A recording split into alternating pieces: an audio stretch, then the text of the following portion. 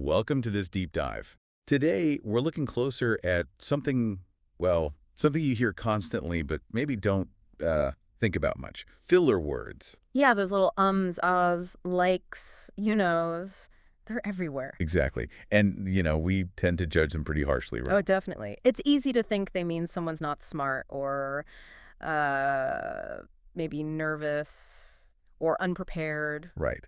But we wanted to explore today, based on some really interesting research, why we actually use them. Hmm. As native speakers, I mean. What are the different kinds? And maybe surprisingly, when could they actually be helpful? Yeah. So by the end of this, you should have a grasp on the three main types. Why N isn't always bad. Hmm. It could even signal thoughtfulness and what's really going on with like. Okay, so where should we start? Maybe with the different A categories? good idea. The sources we looked at break them down into three types. Understanding these is like key. Okay, lay it on us. First up, the stallers. These are your classics.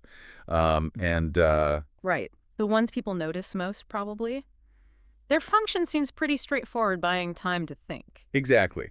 Like if someone asks you a question, the answer is um, 42. That little pause. And what's interesting there, and something the research points out, is that one or two ums might actually make you sound more thoughtful. Wait, really? How so? Well, it signals to the listener that you're not just blurting something out, you're actively processing, thinking it through. Huh. I always just thought it sounded hesitant, like you didn't know the answer. It can mean that, of course, but a brief, well-placed can suggest consideration, but Yeah. there's a warning too. Okay. Let me guess. Too many ums. Exactly. Too many ums, and that perception flips. You go from thoughtful to, well, panicked or just totally unprepared. Right. It's a balancing act.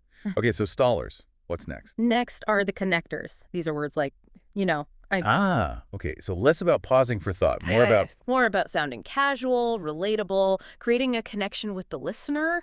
Yeah. Like it was like a really intense meeting. Yeah, I get that. It makes things feel less formal, more conversational.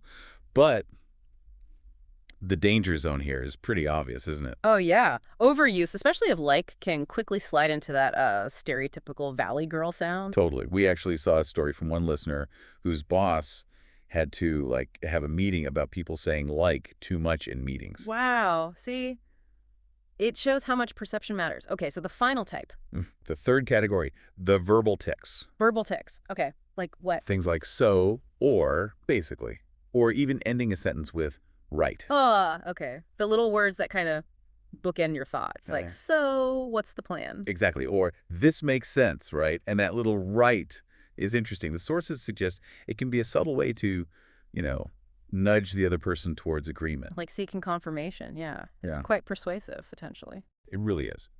So stallers, connectors, ticks, it's fascinating how they all weave into natural speech, which kind of brings us to the next big question. Why do we even need them? Why not just And speak perfectly? Right. If they can be judged negatively, why bother? Well, a huge reason our sources highlight is it just makes you sound natural. Mm-hmm. Think about robotic speech. I want pizza. It sounds weird. So weird. Compare that to I kind of like want pizza. It just sounds human, more, I don't know, approachable. Absolutely. That perfect, flawless delivery can be off-putting. Fillers add that human rhythm. And the practical side, we touched on this with ums. Yeah. They give you thinking time. Yeah, the example was great. The capital of France is like Paris. Still got it right. Yeah. That didn't make the answer wrong. It just gave the brain a second to catch up. Exactly. It shows you're processing, not just stuck. And some fillers actively pull the listener in. Like which ones? Like saying, you know how it is. It creates a sense of shared experience. It's inclusive. Yeah, like you're saying, we're on the same page here. But there's a point here for, say, language learners too, isn't there? Definitely. Learners who try too hard to avoid all fillers can end up sounding, well, robotic, a bit stiff. Whereas native speakers who overuse them. Can sound scatterbrained, disorganized. It really is about finding that sweet spot, that natural balance. Okay, so speaking of overuse, Hmm. we have to talk about the big one. Like. Yes. The like epidemic, as some call it. It gets so much flack. It really does. But it's fascinating how many different jobs like actually does in modern English. Linguists even talk about how it reflects sort of bigger shifts in communication. Or more subjective language, maybe. Anyway, what are the main functions our sources point out? Okay, first, approximation. using like to mean around or about. Exactly. There were like 50 people there instead of approximately 50. Got it. Softens the number. What else? Using it to quote someone or even just report your own thoughts. Ah, yeah. She was like, no way. Exactly. Eh. And I'm like, what am I going to do now? It replaces said or thought in a really informal way. It's super common. And the third main use. Emphasis. Using like basically to mean very or Well, really. so like, I'm like starving right now. Precisely. It just amps things up. It's incredible how versatile it is. It really is. Which explains why it's everywhere, even if it annoys some people. Remember that listener There's experience? one who replaced like with for a week. Yeah. What did they say? They said they sounded academic and terrified. Oh, academic and terrified. That says a lot about how ingrained like is and how different fillers feel. Totally. But, okay, we've talked about the good sides, the functions. When do they actually cause problems? Because they definitely can. Context is everything, right? Absolutely.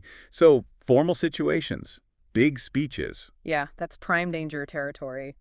Our sources had this brutal example. The economic outlook is, Oof.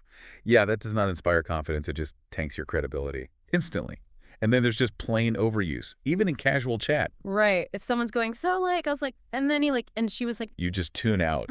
It's impossible to follow. The message gets completely lost in the filler fog. filler fog. I like that. And it's not just speaking, is it? No. Yeah. Definitely not okay in most writing. Imagine getting an email saying, I need that report, like ASAP. Yikes. Yeah. Doesn't exactly scream professionalism, does it? Not at all. Yeah. So a good tip if you're worried about your own filler habits. Record yourself. It can be a bit cringy to listen back. Ooh, tell me about it. But it's super effective. You might notice you're leaning on one particular filler way more than you realized. Especially like. Yeah, it's a good reality check. Yeah. Okay, so this feels like a good point to maybe challenge our listeners a bit. Ooh, I like it. A challenge. Let's call it. Filler word spy. Okay, agent listener, your first mission, should you choose to accept it. Right. Mission 1. Listen to a podcast, maybe even this one later, and just count. Count the ums or the likes someone uses and say, 1 minute. Just notice the frequency. You might be surprised. Mission 2. Mission 2. Try a little swap. Next time you're in a slightly more formal situation, maybe work, maybe a meeting, and you feel yourself about to say, like, consciously try to swap it, for example. Ooh, interesting. See how that changes the feel. Okay, and mission 3. Mission 3 is about acceptance. Embrace the pause. Or rather, embrace the, next time you need a second to think, just let yourself say, don't feel bad about it. See if it feels different. Maybe it makes you sound more deliberate. We heard about someone who counted like 17 you-knows in their aunt's story once. 17, see? They're everywhere once you start listening. They really are. Okay, so as we wrap up this deep dive, what's the main takeaway here? I think it's that filler words aren't, inherently evil. Right. They're not the enemy. They're tools. Linguistic tools. And like any tool, it's about how you use it. Skillfully, mindfully. Yeah. Be aware of them. Use them to sound human, to connect, to buy that crucial thinking second. But don't let them hijack your message. Don't let them become the only thing people hear. Exactly. Find that balance. So next time, we're diving into something else fundamental to English. Contractions. Oh, yeah. Why we say can't instead of cannot, and why I do not know can sometimes sound a bit old-fashioned. Or like you're deliberately emphasizing something. It should be fun. Sounds great. But for now, maybe a final thought for everyone listening. Think about the last conversation you had. Really think. How did the filler words yours and theirs shape it? Were they helping things along? Making it flow? Or were they maybe getting in the way? Just something to ponder.